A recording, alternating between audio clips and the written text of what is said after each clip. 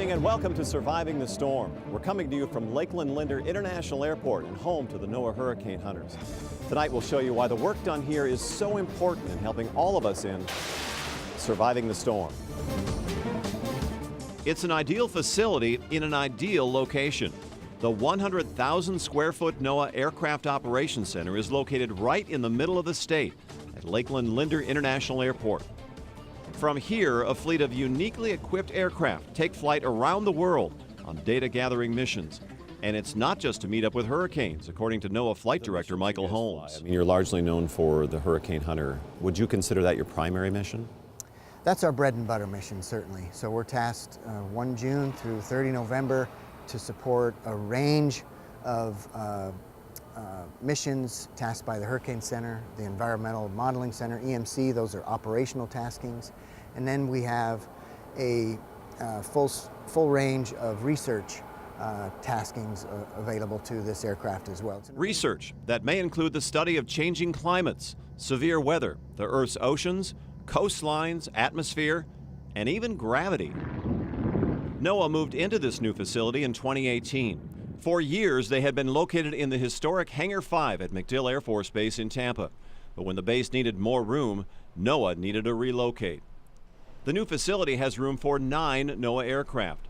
The primary planes, 2 Lockheed WP-3D Orion propeller planes nicknamed Kermit and Miss Piggy. They're the ones famous for flying directly into the hurricanes and through the eye wall at between 8,000 and 10,000 feet. These flying laboratories accommodate 8 crew and up to a dozen scientists. Also critical to hurricane hunting missions is Gonzo, a G4 Gulfstream jet. Everything's looking good. This plane flies around and above the storm system at altitudes of more than 40,000 feet. Other NOAA planes that come and go from Lakeland are the Beechcraft King Air and the de Havilland Twin Otter. Although some of these planes may at first glance look less than late model, NOAA makes sure they're in top running order. We have a lot of experience here. We have triple, quadruple checks on all the aircraft. There are at least, everybody in the crew has looked on the outside of the airplane to make sure there's no panels missing or no screws loose. We check everything on the inside 2-3 times. We've been through this a lot. NOAA pilots don't climb into the cockpit without a lot of prior experience. Most are Navy or other military service veterans. So it was a very natural, easy transition. The big difference here was the material condition of our aircraft are immensely better than the Navy. We put a lot of pride. The folks here who fly on the planes actually work on the planes, so there's a lot of pride that goes into their work, a lot of attention to detail, and so these planes are in tremendously good shape for their age.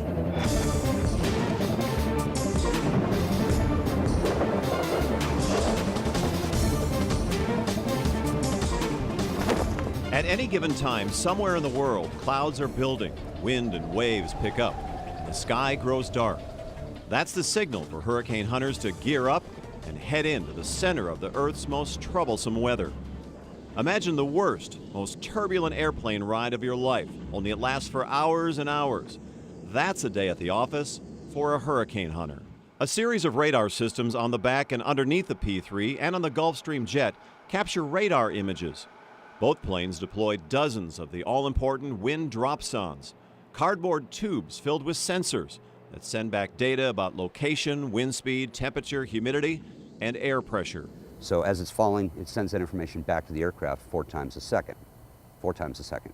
That information is combined and sent to the National Hurricane Center, then distributed around the world to scientists making forecast models.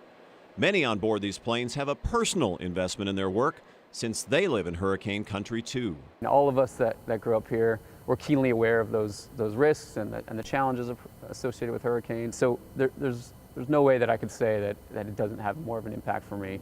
I love being a part of the flight, the crew, the mission, the data collection, serving the community, and at the end of the day, helping preserve life and property, and that's what we're here to do. Michael was a storm that hurricane hunters targeted as it raced into the Caribbean, through the Gulf of Mexico, toward the Panhandle. When it made landfall near Panama City on October 10, 2018, Hurricane Michael was a strong Category 4 hurricane. But 6 months later, after assessing the widespread damage, NOAA's National Hurricane Center upgraded Michael's strength at landfall to Category 5, the worst storm to ever strike the Florida Panhandle. The storm began as a weak tropical system in the Western Caribbean. By October 7th, it was a tropical depression. The very next day, Michael became a hurricane, and it took only 2 more days to intensify into a major hurricane. The P3 crew, just returning from their last run through Hurricane Michael, say they knew right away it was going to be a serious storm. Hurricane Michael is a doozy of a storm. It was rapidly intensifying during the time we were out there. The pressure was falling, the winds were increasing. Most hurricanes really are not that turbulent. This one, we got bounced around quite a bit. And when the storm passed, familiar stories of heartbreak, loss. I'm very thankful. We've been walking long ways. We've been in water up to our waist. It's been crazy out there. I asked NOAA Flight Director Michael Holmes to reflect on the difficulty of the Hurricane Michael mission. Michael last year, a monster storm, intense storm, probably in the last 20 years one of the most intense and largest, and obviously the destruction we saw on the ground. What was that storm like to fly in? Was it different than other storms? Could you tell from your perspective in the plane? I would characterize Michael as a challenge for 2 reasons. One, it had an extended phase of rapid intensification, and that was exaggerated by its proximity to land. So typically, my anecdotal observations of storms and their ride, if that's how you want to characterize it, is if a storm is weakening or intensifying, it's generally a bumpier ride. Michael may be retired from the list of future hurricane names, but the records it set will never be forgotten. Julie Phillips gives us Michael by the numbers. Michael rapidly strengthened last October and made landfall October 10th near Mexico Beach. The estimated winds at landfall, 160 miles per hour. The upgraded winds officially made Michael a Category 5 hurricane as it tore into the panhandle of Florida. Now, Michael belongs to a small club of only 4 storms that have hit the United States as a Category 5 hurricane. That includes Andrew, Camille, and the Labor Day hurricane. Michael is the latest in the calendar year of those storms to hit the U.S.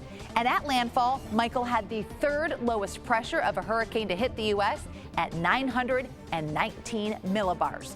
Only the Labor Day hurricane and Camille had lower pressures at landfall.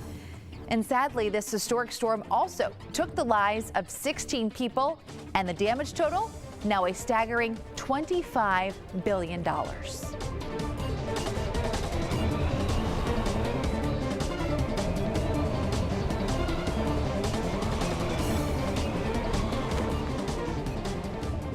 Months after Hurricane Michael ravaged the northern Gulf Coast, the devastation is still widespread.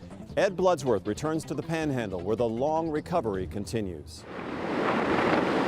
It was the first Category 5 hurricane to strike the U.S. in nearly 3 decades. Signs of the slow recovery appeared in the form of blue tarps and bent trees in Bluntstown, about 50 miles inland from Panama City.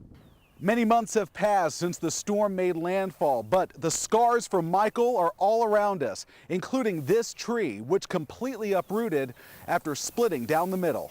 The damage only got worse as we headed into Panama City. Evidence of the storm's ferocious winds was everywhere. Hurricane Michael's 155-mile-per-hour winds whipped through this city. Even brick structures like this were susceptible to collapse. You'll see images like this all over the region.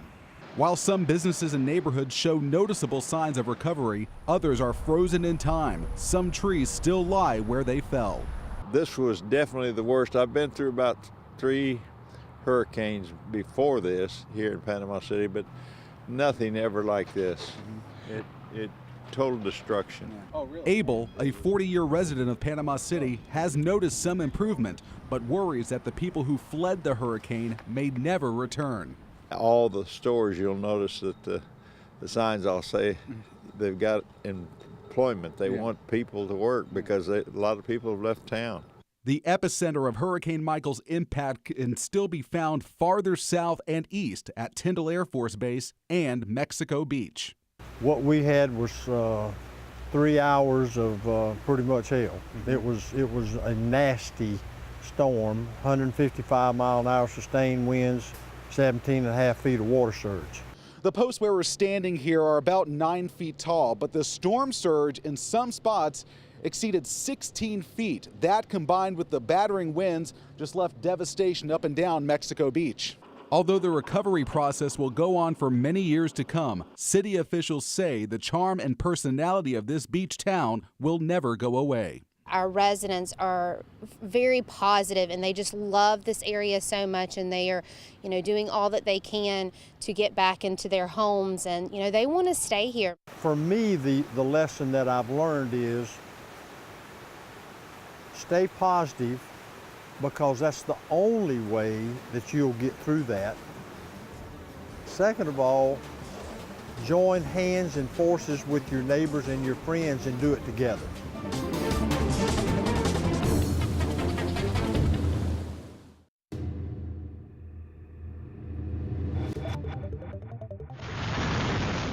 In the summer of 2017, Hurricane Irma rained down on Florida. There was holes in the roof, and the water came down on the walls. Kathleen and Jeff Grant thought about fixing their St. Petersburg home. Then they read the FEMA rules. The 50% rule was brutal, Brutal because FEMA's 50% rule dictates how much you can spend on your house. If a house in the 100-year flood zone sits below the base flood elevation, the homeowner can only spend 50% of the market value of the house minus the land value on repairs and improvements. Meaning, if the house is valued at $100,000, FEMA's 50% rule prevents you from spending more than $50,000 on repairs. The cost to fix that was going to be more than the 50%. So then that's when we said, okay, we have to relook at what we're going to do, and we came up with this. They hired AJS Construction to elevate their house. So if you watch real closely, you can actually see it going up. Up and up, about 12 feet. And they got it all the way up in probably less than 2 days. Randy Young did the design. He says homeowners who don't want to move are left with just two options. You have to either tear it down at that point and build a new home, or you lift it and refashion it. The 50% rule no longer applies to homes once they get above the floodplain. The bottom of that house was down here, right there at that level. We caught up with AJS President Mike Knapp at another house he's lifting in Bel Air Bluffs. You lifted the whole concrete slab on this. On this one, we lifted the slab and all. People don't think you can. Well, you can. Yes, you can, for about $65 a square foot. Not cheap, but less than new construction. There's no guarantee that lifting your house above base flood elevation will save it from disaster, but higher is better, and FEMA is raising the bar. Take, for example, Davis Islands, which is about 6 feet above sea level. In some areas, FEMA now requires the lowest floor of a house to be 16 feet above sea level. Plus, the building code requires another foot, that's called freeboard, for extra safety. Now you're 17 feet up. But consider this, Hurricane Katrina's storm surge in 2005, that was nearly 28 feet. Again, higher is better, but this can still happen. FEMA provides some money to qualified homeowners to elevate their homes, but it takes time and patience to work through the system. Dave Jennings is the floodplain manager for the city of Tampa. He can only recall FEMA doing this once in his 38-year career with the city. It literally took the woman 3 years to get her permits and her grant money from FEMA to elevate it 2 feet. You see where all the electrical outlets have to be. Jeff and Kathleen hope doing this now saves them time and money later on. It's been a lot of work, they admit, but at least now they are flooded with optimism. It was hard for me to imagine it, but so far it's turning out exactly what we were hoping for. What can you do to help your home survive a storm? Lee Spann has some important suggestions. When it comes to getting your house ready for hurricane season, what a lot of people don't think about is that your garage is actually the biggest opening to your house. And if your garage door fails, winds get into your home, and that could take your roof off. As they think about the glass and the entry doors as being most important. Daryl Brown with Lowe's Home Improvement came to my home to check out the garage door vulnerability, and mine needs some help before hurricane season. Now, the first option any homeowner has is to get a brand new door rated for hurricane winds. To get a wind-rated single-car garage door installed, it's roughly $1,000 with the permits. There are other cheaper options for bracing the door, though. And is that something that anyone could do? If you have a little bit of handyman in you or handywoman in you, absolutely. Joshua Pazinski with Lowe's helped me understand the bracing. As you'll notice on the left and right hand sides, you have full support from your metal tracking.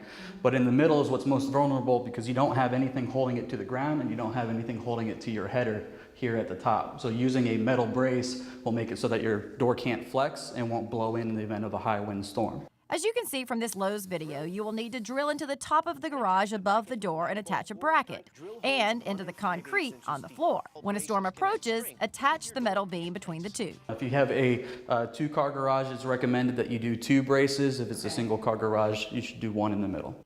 If you don't have this bracing system already in place when a storm comes, as an emergency support, use 2x4s to create the brace. And finally, you can protect the door from the outside. There are shutter systems. A very popular one nowadays has become a fabric system that you can put on the outside of the home that is both wind load rated and impact rated. Whatever you choose, now is the time to set it up.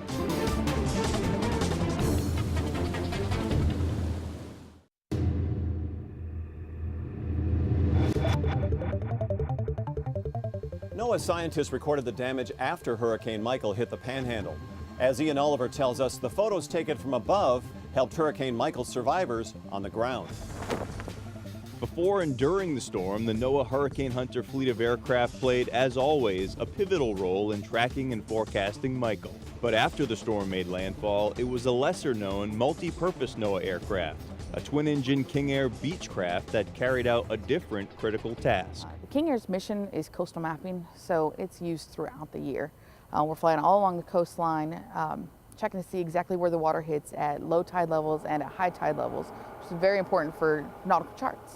In the 4 days immediately following Michael's landfall, NOAA crews captured almost 10,000 images of the damage below. For some of the thousands of people displaced by the storm, these pictures were a first glimpse of the aftermath. Our emergency response missions are usually max duration. We want to be out there as long as possible, get as much data as possible. The bird's eye view that the King Air provided was the only possible way for many survivors to check on their homes. The hardest thing I think for people is the not knowing.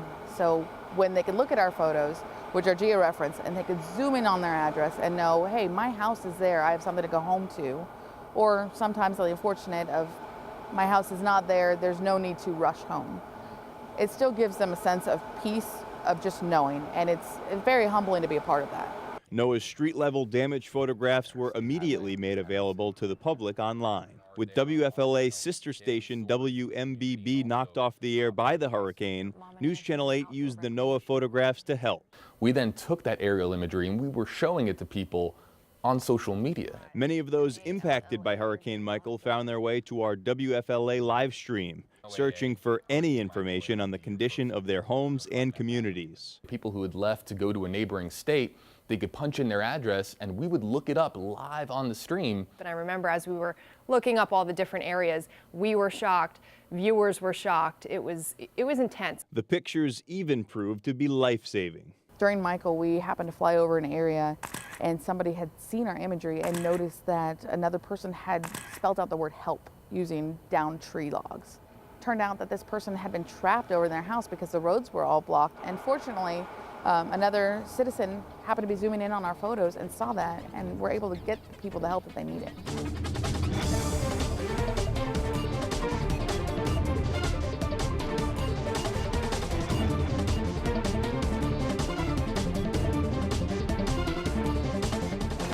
As you prepare for hurricane season, you're probably getting your hurricane kits prepared. So if you're wondering what kind of food should you put in your kits, we have registered dietitian Abigail Daugherty here with us, and she has some great ideas because the junk will get old fast. Oh my gosh, yes. And protein is such a big thing when you're going through, I mean, this is a little bit more of an intense stress situation. So you want to have stuff, one, that is good, high in protein, but that everybody is going to eat, because you want everybody to feel good and not be starving during this higher stress time. So what are some of the ideas you have that it looks like even kids might like? Yes. So one thing, you want to have like good snacking type stuff. I love a good bar, but not just any bar is going to do. You want to have one that's going to have nuts and also fruit in it, so it's good and healthy for you, but then it's also shelf stable, obviously, and will keep you fuller for longer. Also like beef jerky, or this is actually salmon jerky. So that's going to be a little bit of a healthier option. Nuts, I love. And they even have, if your family likes tuna, they have like a shelf stable. I actually bought a bunch of these for our hurricane. Another thing for kids, shelf stable milk. And then one of the best things is going to be like a nut butter, peanut butter, almond butter, or even if you have nut allergies in your home, a sunflower butter or some other type of nut butter sandwich. As TV broadcasters and meteorologists, we work around the clock when a storm approaches. As Ed Bloodsworth tells us, the employees at one station in the path of Hurricane Michael nearly paid the ultimate price. It was all hands on deck at WMBB in Panama City as Michael approached the Panhandle. After numerous near misses from past storms, it was clear that Michael was going to be different. Among us meteorologists, it was, you know, a little somber because we're like, hey, this is coming right for us, and we know there's nothing that's really going to slow it down. So we're thinking, you know, we've lived through Opal. It was a 3, borderline 4. We can handle this. This wasn't Opal. This wasn't Opal. This was a whole new animal that we had never seen before. With just a few hours left before landfall, the decision was made to pull all reporters from the field. The staff at WMBB had to hunker down as Michael roared ashore. We had our security cameras at the back door on, and we could see debris starting to fly up against the building. That's when you kind of knew things were getting serious. We could hear it, you know, as it got closer, and it started as just a whoosh, you know, periodically, and eventually it just got to a nonstop, just pounding, and you could hear it. You could hear the roof going up and down. Fear grew in the newsroom as conditions deteriorated outside. Tom Lewis tried to calm those fears. The eye's about to pass over us right now, okay? Once we get past the eye and the other side comes on, it should not be as strong as what we've just gone through. I just kind of looked around and said, all right, guys, look, we're going to be all right. We're going to make it through this. I've been through these. We're going to make it through this. I promise you got a story you'll tell your grandchildren. Yeah, you're going to be able to tell your grandchildren because nobody's dying here today. We're going to be okay. But I didn't know that for certain. I mean, you know, as I was saying that, the roof could have collapsed on all of us. WMBB was knocked off the airwaves. It would take nearly a week for them to become operational. All the staff could do was assess damage. I didn't have any words. I think my jaw dropped, and I just looked in 360 direction, and there's nothing left. We got to intersections, and I went, is this Jenks Avenue? Because the landmark's gone. The station has faced numerous challenges since Michael, but the sound of hammering and saws buzzing gives Lewis hope that WMBB will soon get back to a new normal. They're going to rebuild. It's going to get better. It's going to be better. But it's not going to be the same. It's not going to be the same.